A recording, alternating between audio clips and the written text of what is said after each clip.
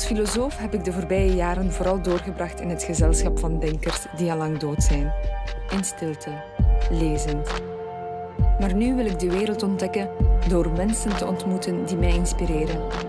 Ik krijg de kans om hun leven binnen te stappen en te praten over de dingen die voor hen belangrijk zijn.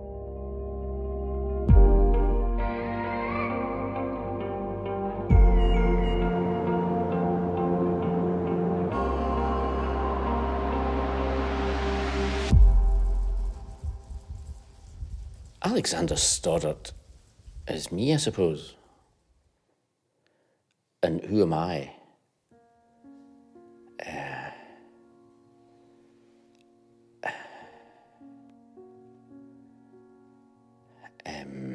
An artist, a resident of a provincial town in Scotland.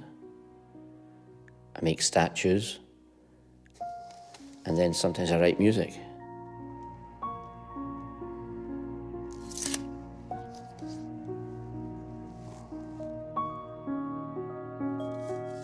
Alexander Stoddart studeerde af aan de Glasgow School of Art in neoclassieke beeldhouwkunst.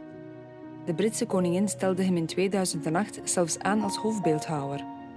Hij is dus een van de meest gerenommeerde klassieke beeldhouwers van Groot-Brittannië.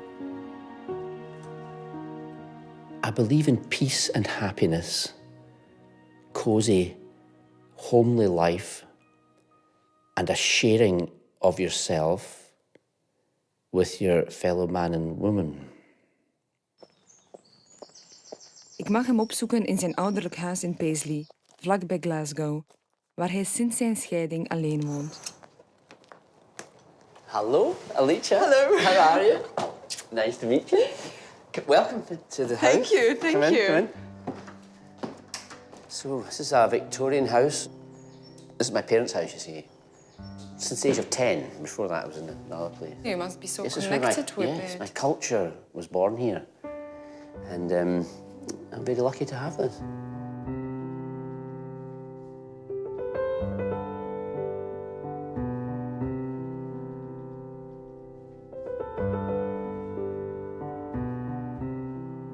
The sculptures and the busts in the house, you keep most of them here? They're everywhere, and there's more coming. It's a work in progress. You know, I work all the time. It's a technical operation of getting a shape into the world, into a space. Here's a space here. There's nothing in it. And shortly, if you're working, there will be an object in mud, made of mud, clay. That's how you start. It's everything's made in clay. Everything is made in clay, mud. Spent my life working with mud.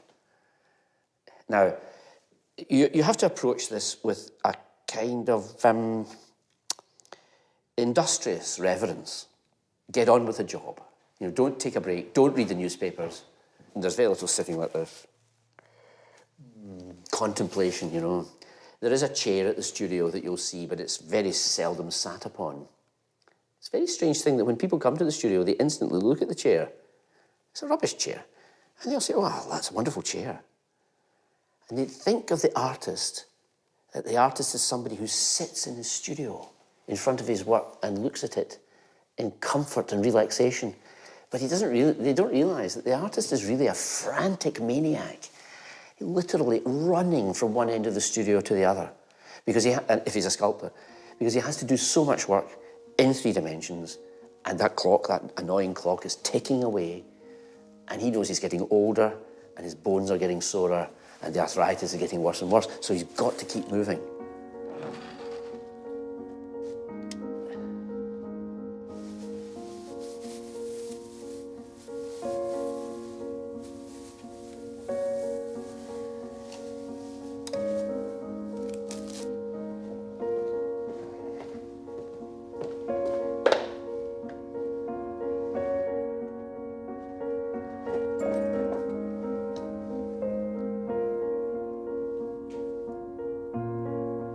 It's wobbly.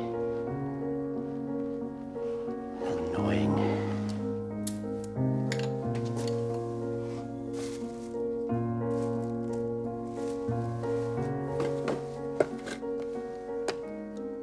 When one puts up statues, what you're doing is you're putting up embassies of the dead in the middle of the living world.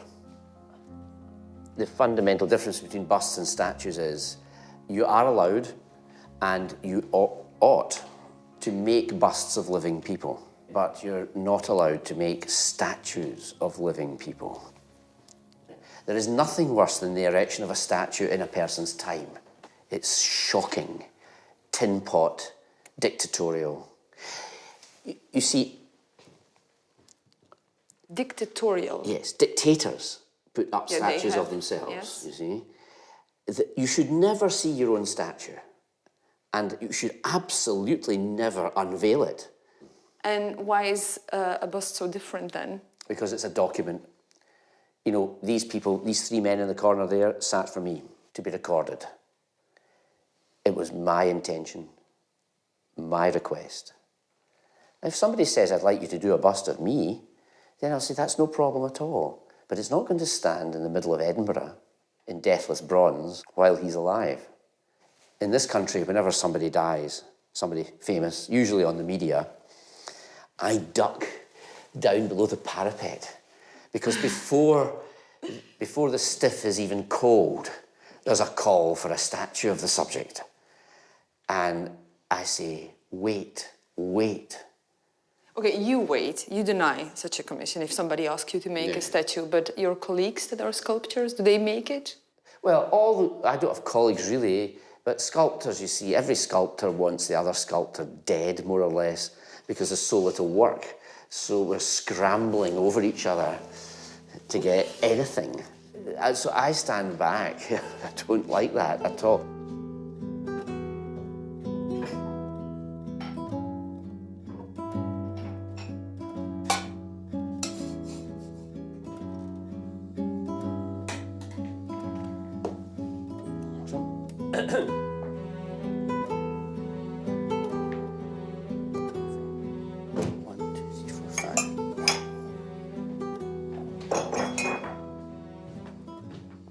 Are there people that you wanted to make a bust of and they said no, thank you? Yeah, yes. Yeah?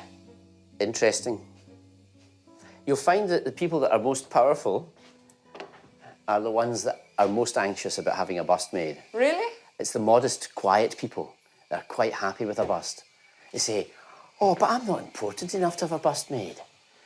But when you get imperious people, and you ask them, they don't want to be looked at. Because, you see what I'm talking to you just now? And I look at you like this. It's very alarming, isn't it? To be looked at. An animal doesn't like it. No. But a man or a woman has to sit there and be looked at for hours on end. Every detail. And there are many people who are naturally appalled at the thought of being eyeballed so intensely, seen through, seen into. But is that how you work, that somebody sits down and then you come close and then... Yes, you're right up their nose and everything. It's really very close. It's a very close action.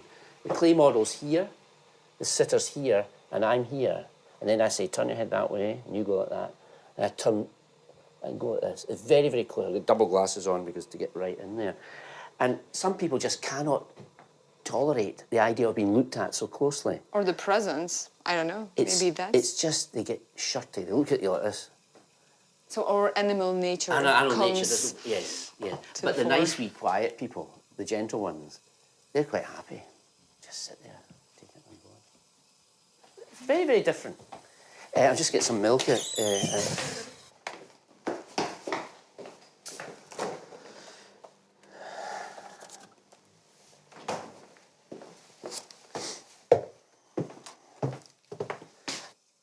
You often find that people take exception to the fact that the pupils of the bust aren't drawn in. You get very angry about it. So that freaks people out? Yes, because they think, I'm not being noticed, I'm being ignored. And no matter what you do to it, take your clothes off, I don't know, slit your wrists in front of it, no response. There's no way you'll ever get that person's email address. You see what I mean? And it makes the person feel that he doesn't exist, right? And he gets angry with the bust for that. Now, the world is divided between people who dread the idea of not existing, right? They're the horrible ones. And then the nice folk like you and me, we can't wait not to exist. Bring on the happy day. Nirvana, the snuffing out of the flame. Poof, finished. Good night, Vienna. That's Are you what we really like. so much looking forward to the day? Absolutely. Absolutely, can't wait. So, this is Franz Liszt, father of us all. He helped save Wagner a bit, you know, and...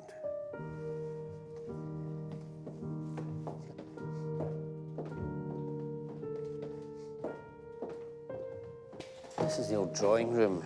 I used to call it the music room, and then it was called the drawing room, and I think I'm calling it the music room again. I'm writing music mostly, trying to just small. Have you composed something recently? Well, I'm writing an arrangement of a thing that Percy Grainger wrote. But Is there a piece we can listen to? not really. Not really? No. My pianistic skills are declining so badly now that I can't play what I write. But you can play something else. Well, the piano's awfully out of tune.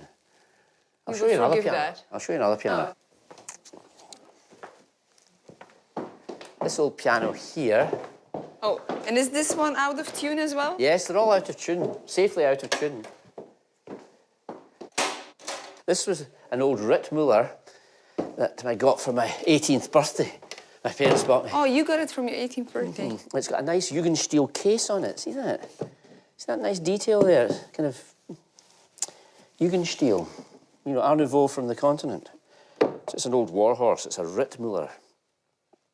So on which one do you prefer to play? Oh, I'm mostly playing in the Yamaha. On the Yamaha. It's a terrible piano. Why? Well, it's cheap. I'm going to get... But it's not because it's cheap, it's bad. The Yamahas are pretty known for their sound. A lot of but pianists... this isn't a very good one. It's not a very good one. I don't know what's wrong with it. And then there's another piano in here. This is at Brinsmead. I was actually conceived under that piano. Conceived under the piano? Yeah. It wasn't in that position. I don't like to use the word position. But it was... You have musical parents. Yeah, well, yes. My father disclosed this one evening, much to the shock of my mother. And that proved it was rather true. And this is why I always keep it with me, so that when I think I'm going to die, I'm going to crawl downstairs and crawl under the piano. Under the piano. And expire under the same piano under which I was conceived. Talk about the great cycle of life. Wouldn't that be magnificent? I just hope it can be arranged somehow. Close harmony.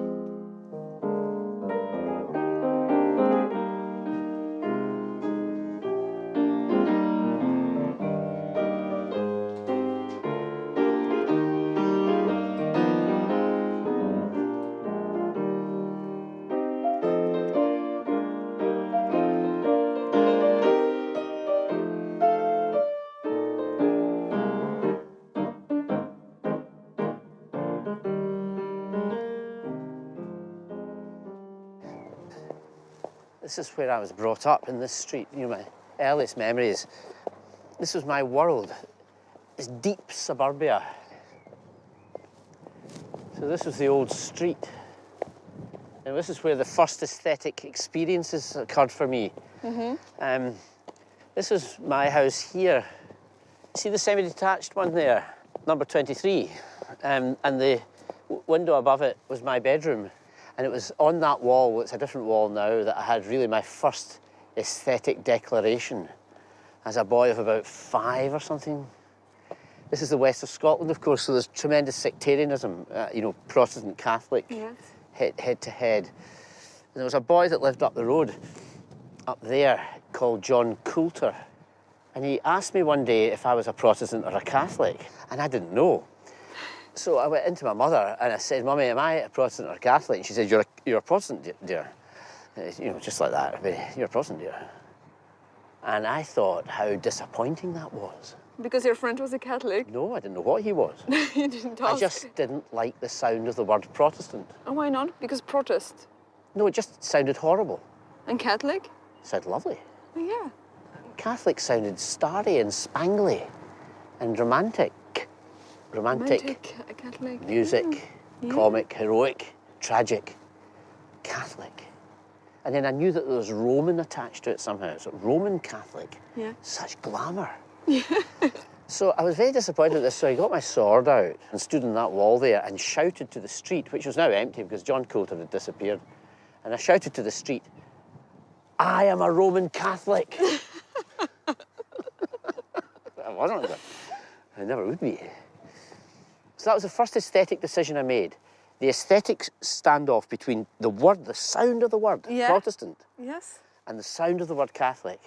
I made a purely perceptual, musical judgment. I didn't know what either of them meant. One sounded begrudging and technical, and the other sounded like art. And did you have other aesthetic experiences in the house? The most powerful thing was the monument that's just round the corner, the monument to Wallace. This was both aesthetically and ethically powerful for me. The thought here that maybe this was Wallace's house. Oh, really? And I thought it's a fairly queer wee house, you know? There's no door in it, no windows. How does he get in? Because he's obviously a giant. And yet this childish notion that this is where he lived somehow.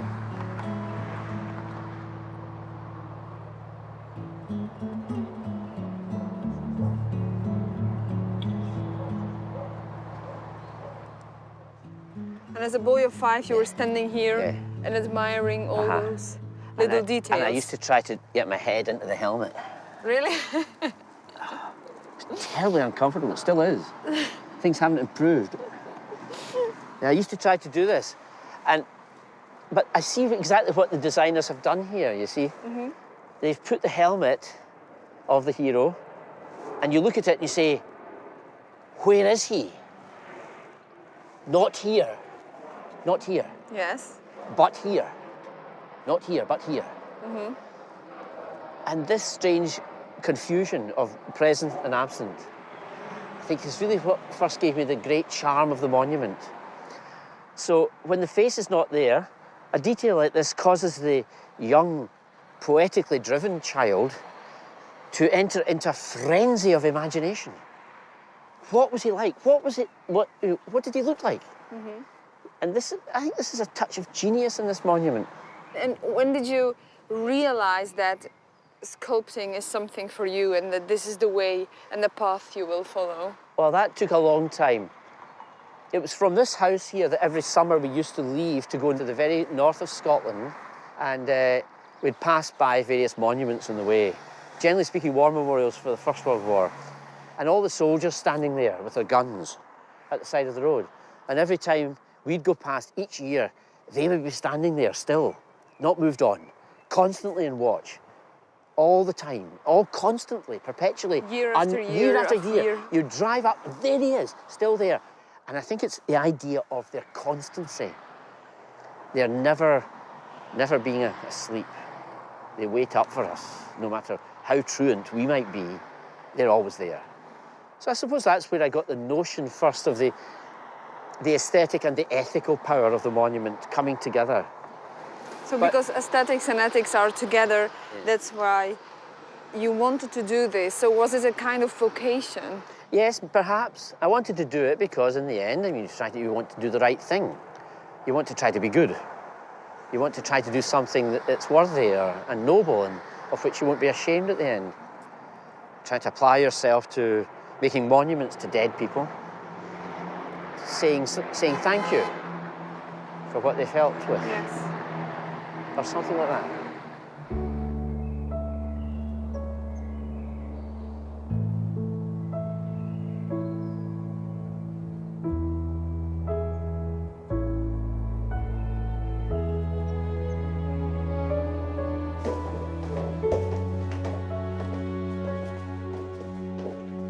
It's a figure of Eos, goddess of the dawn. This is the cast, this is the copy, but the original model's made of clay. And when you start a model, you can't stop because it's a wet clay model and you've got to keep modelling it and you've got to keep it wet. You can't go away on holiday, you can't have a breakdown, you can't, sign off, work. You have to keep going. So how many days are you then stuck in making it? Well, when you've got a big model like this on the go, you are modelling every day, maybe This one took me about 3 months to clay model. So every day. I made this 2 years ago in the midst of considerable despair, and it was the best ideal figure I think I'd made. On this, this dramatic, effective level of work, you know. I found that when I'm unhappy, as I have been, and I might go so far as to say am, you try to keep cheerful, but you are unhappy. That the rush is to get to the analgesic tap and pump it into your system. And for me, that's having a clay model in front of me. Mm-hmm. The minute I unwrap it, and I've got an eyebrow or a moustache to model, and the lovely grey-brown mud, it's quiet.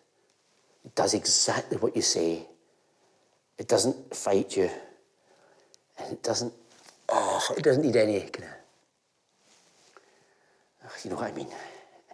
It's so lovely. The relationship is so lovely. It's soft and quiet, feminine. There's no hitting. There's no fire. There's no fighting. It's just this big thing that's sitting waiting for you to attend to it. It's done in silence. Mm-hmm. It's good. So that's a good thing. It's a good thing, yes. On the sad side. The aesthetic analgesic, you know how aesthetics sedate you? You know, they still the will.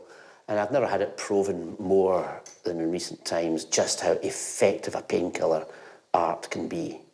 So I suppose it's meditation in some way or prayer in another way, but in the end... It sounds like that. It is. Yeah, I've become terribly addicted to it in the last 2 years.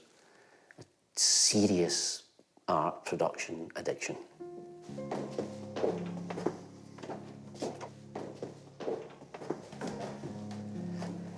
It's quite frightening, isn't it? My middle daughter, Sophie, when she came in, she screamed and said, "Daddy, it's so frightening." And then she said that she thought she'd never seen anything more magnificent. This is my bedroom here. It's very untidy. Do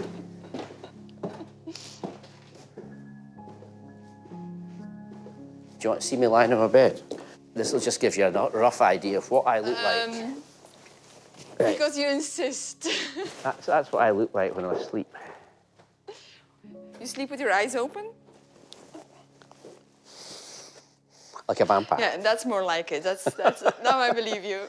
I love sleeping. You do? Yes, my patron god is Hypnos, god of sleep.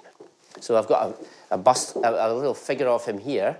You see? And a bust of him here. You're not annoyed that we need sleep? I love it.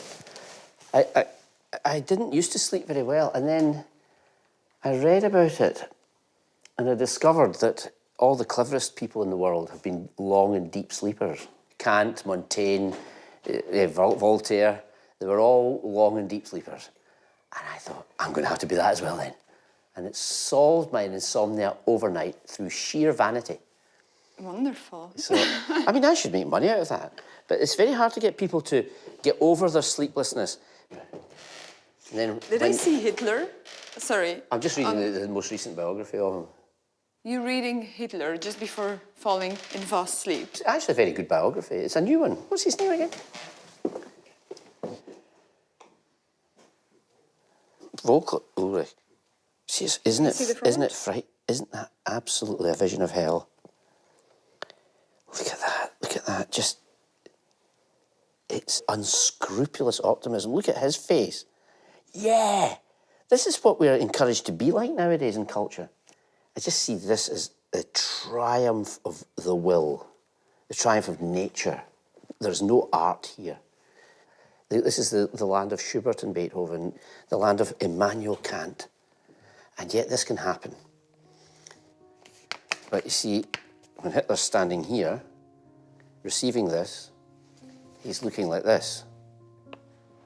You know, he keeps this stern demeanour. So all these ones do all the hystericals, and he does all the cool. And what does that tell us? Well, it's the same, he has the same aloof relationship with his audience as your average rock star. You know, Jim Morrison has to be cool. The audience has to be hysterical. And that's why it's a fascinating arrangement.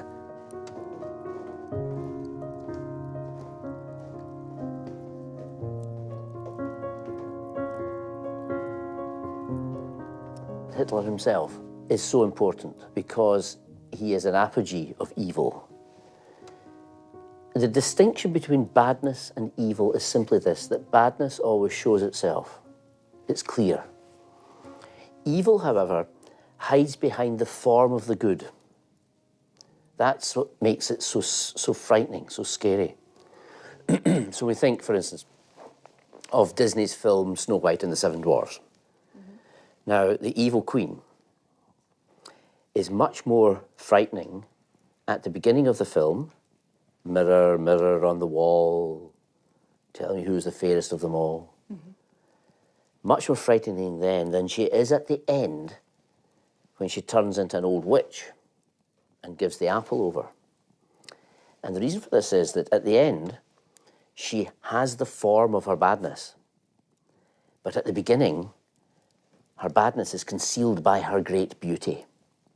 Now, in Hitler's case, in so many ways, he embraced the forms of the good behind which to hide his evil. Can you give examples? Well, the great example is the form of the swastika itself. Now, the swastika is the happiest symbol in the world. It's shared by everybody. You know, the American Indians have it, the Scandinavians, the Chinese, the Irish. You know, it's ubiquitous. And the Sanskrit word svastika means goodness in being. Well, as far as I gather, there's also many interpretations. Goodness in being. And so, of course, it's the happiest symbol in the world. That is precisely why the Nazis take it over. They're not going to march under the sign for biohazard. You see? So they obviously, well, they will choose the best symbol.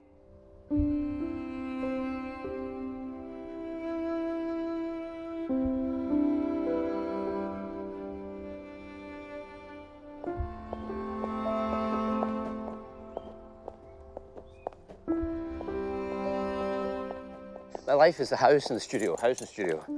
You know, between two worlds. So the studio is another house for you, another home. Yeah, very much so. In fact, I find myself going into the studio using my house keys. That's a very bad sign.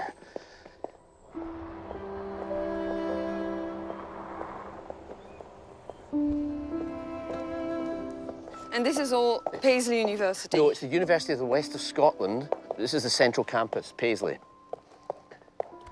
Now, you see, this was a tremendous brutalist building of the 1960s, a real shocker. They come along and put cladding on it to try to make it look better. Didn't work? The only way you could make that look better is with some high explosives. Oh. Then we would see the church. And then in the place of it, we could build some buildings that weren't an affront to the church, that in fact the church was pleased to see. It should be demolished immediately. It should not have been built. Yes, exactly. Morning. Good morning. This is me here. This is my main studio. I'll just take this rubbish away, clear a path for you. I love sweeping. It's one of the calmest and happiest things you could ever do. I must have been a sweeper in a past life in India, you know. And why do you love it so much? Oh, I love it. It's so relaxing to do it. It's such a simple task, and it gives you freedom from underfoot grief. I don't do enough of it. So, this is the main old studio. You can see that there's various busts on the go here.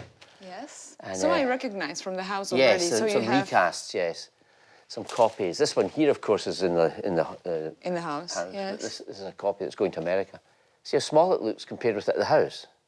It looks smaller, yes, it does. Because there's a huge area around it. Yeah. But this is why you have to make statues so big in the studio. Because when they go outside into the street, well, they've got the sky behind them, and it's enormous. So in contrast, they just dwindle down. Shrink, yeah. All that work, and I've made such a tiny statue. And then, of course, also the statue standing in the street. Then a bus goes past. A bus is a colossal thing, and it's orange, and it's moving, and it's making a noise. So to try to fight back against this, the statue has to be as big as it can be so that it diminishes down to still look substantial. And does it make you sad that statues are very often overlooked now?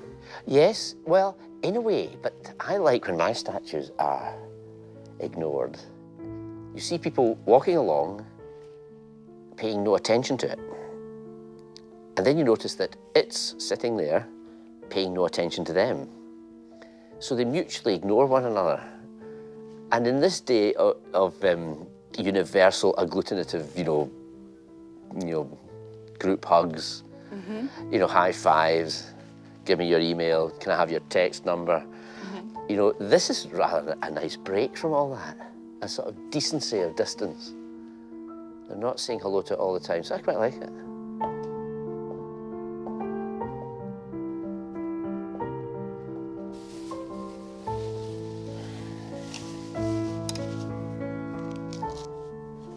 I see you have also the new English Bible here. Yes. I love to read all the translations. And you read them from the beginning to the end, or are there specific fragments? Just sometimes just go in at random. And it's got a beautiful introduction, that edition. And the Scottish churches are much involved in it. And you read in between working? Yeah, so usually quite often early in the morning when I go for a cup of tea or coffee, I'll take it with me. So you read every day a little bit in the Bible? Mostly. I don't want to get too fanatical about anything. I try to keep abreast of it all. It never ceases to be astonishing to me, the story of it all. That great piece of Hellenistic literature. And do you have favourite passages? I'm particularly fascinated by the question of what Jesus was drawing in the sand or writing in the sand. I think it's one of the most amazing tantalizations that we ever were presented with. And what do you think he was writing? I just haven't. Yeah, we don't know, but what do you think? I don't know. I don't know. But if you would make a wild guess? We can't see, but the thing is, I think it's one of the most important things in the whole Bible, that, because what he's saying is, you will never know what's being written, and yet Jesus is writing it.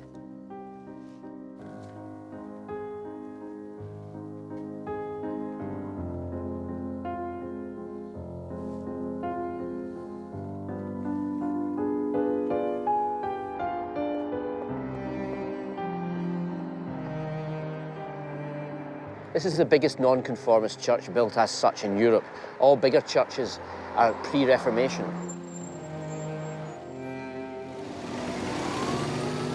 It's a Baptist church. Now, we think of Baptist churches as being very low churches, both in the liturgical sense and in the architectural sense. A Baptist church will be made of corrugated iron and have various optimistic slogans along the front. The Wee Happy Church, or the Happy Clappy Baptist Church. 2,000 guitars here, and a big screen, and some minister cracking jokes and trying to turn the church into a popular thing for children. Is it such a happy church, the Baptist church? They're always claiming to be happy. But the great thing about this church is it actually provides you with a fairly serious, miserable Christianity. The kind of Christianity I like. I want Christianity to be full of tears and wringing of hands and gnashing of teeth. Why? I think it's truer to what Jesus said. Jesus it's like Karl Jaspers said, that Jesus' message is a strange mixture of jubilation and catastrophism. You know, the day of judgment will come. This is the last time. It will come within this generation, and it'll be, you know, terrible. Doom, in other words. And then a great jubilation at the very thought of that. So there's a strange mixture of joy and happiness and the end of all things in Christian teaching. So I like my Christianity to be constantly aware of the end and pessimistic in the proper sense, but in the proper sense. The need for compassion and revolution within your heart, as that's in the end what I feel like about it.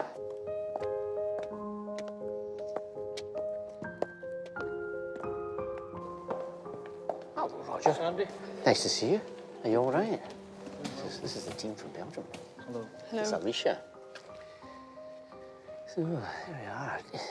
Do you see some fog in the room, or is it just my glasses? No, it's your glasses, I'm afraid. And is entering a church like coming home? Yes, you're absolutely right. You remember your childhood and your childhood friends in the choir. You remember being a choir boy here. I can remember processing down this very aisle at Christmas time in the watch night services.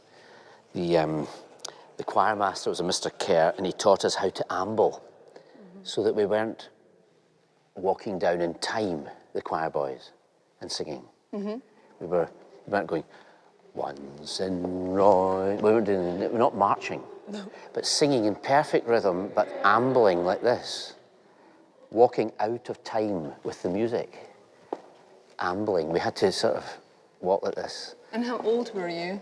I was about 7, 8, that kind of age. We were tiny.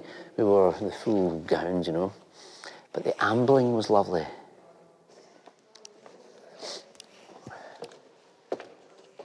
See, this is a Baptist church, so this is filled with water when there's a baptismal service.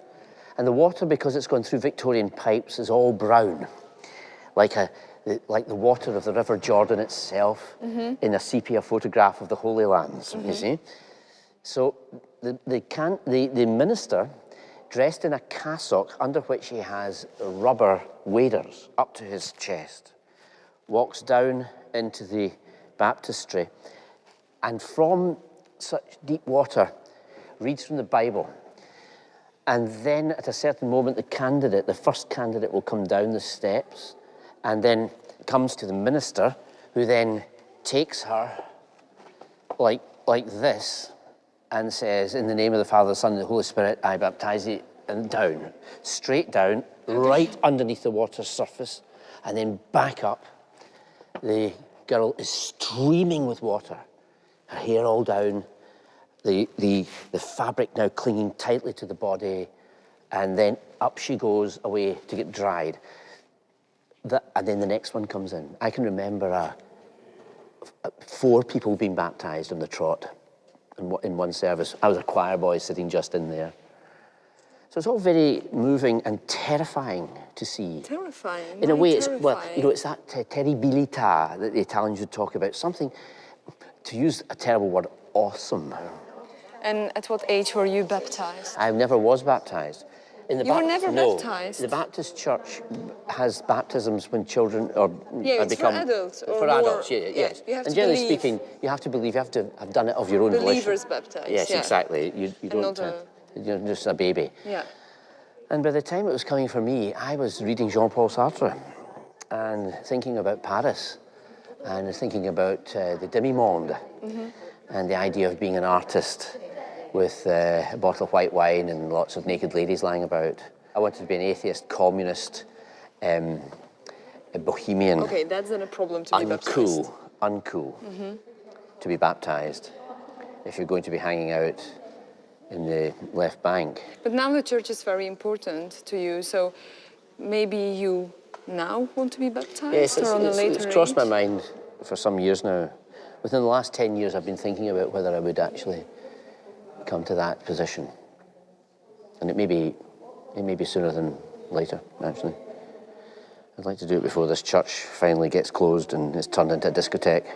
So you really would like to be baptized here? If it happens, it has to be here? It has to happen here, yes, that's right. Yes, if it happens.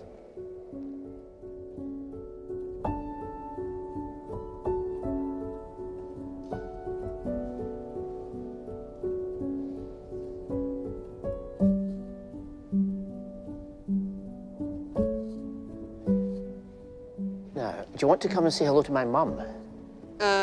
Is your mom here? Yeah. Yeah. Why not? Hello. Joanna, have you seen my mum anywhere? Yes, she was here just a moment ago, Sandy. Just a moment. She She's was gone here. down that way. I don't know where she's gone, but she was here just a moment. She She's went not down very there far looking away. for somebody. She's here till 4 o'clock with me, so. Yeah. What time is it? Oh, we've got So she Yeah, said but she was here she'll just be a moment back. ago when we were chatting, so I don't know where she is. She'll be back. Well, I'll go and have a look this way. Where is she? She's always disappearing at the critical moment. Oh, she's here.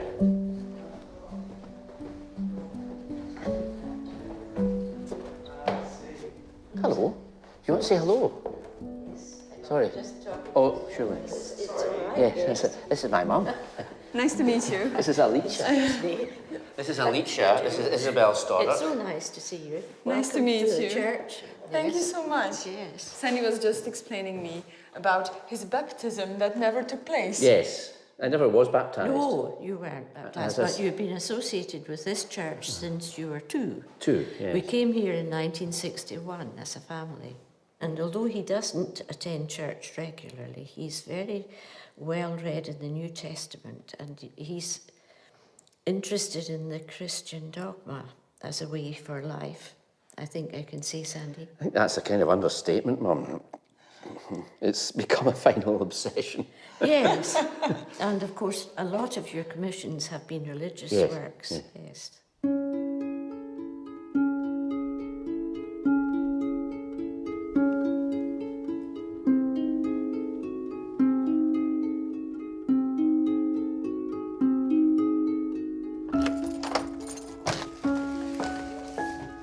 Now, this is the other studio here.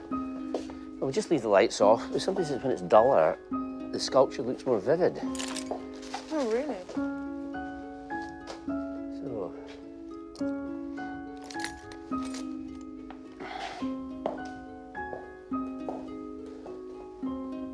All those people here and the faces that we see, you cannot really feel lonely in your workplace. Do you sometimes talk to your busts, the statues? No. No? I mean, I don't want to be taken away by the men in white coats.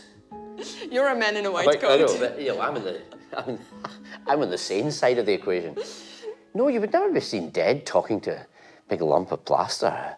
There's this old idea that Michelangelo hits the stone and screams at the stone, "Speak to me!" It's so kitschy, so cheesy. It never happens. You know the legend of Pygmalion, where a piece of sculpture comes to life? I think it's an absolutely Philistine legend, really revolting.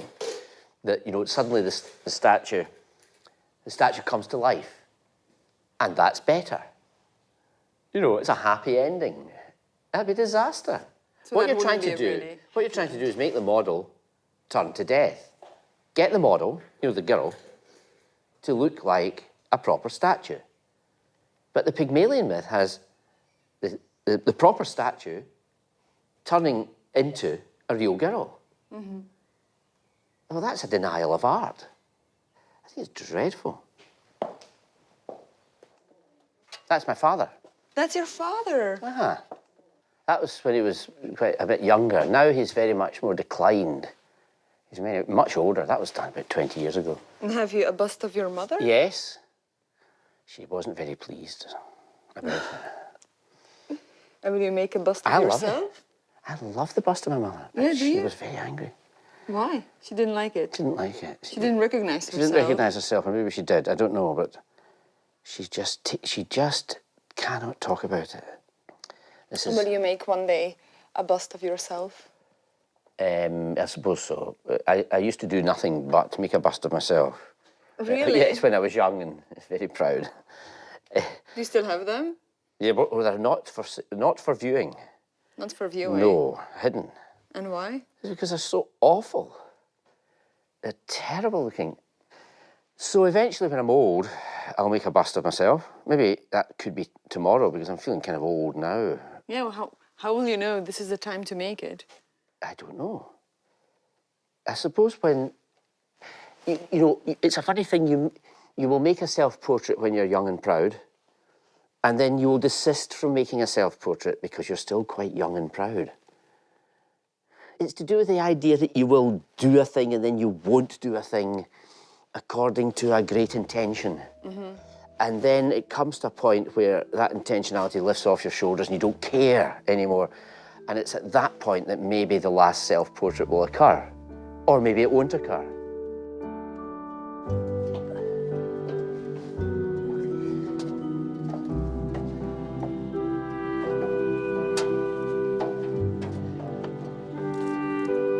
Oh, thank you so much.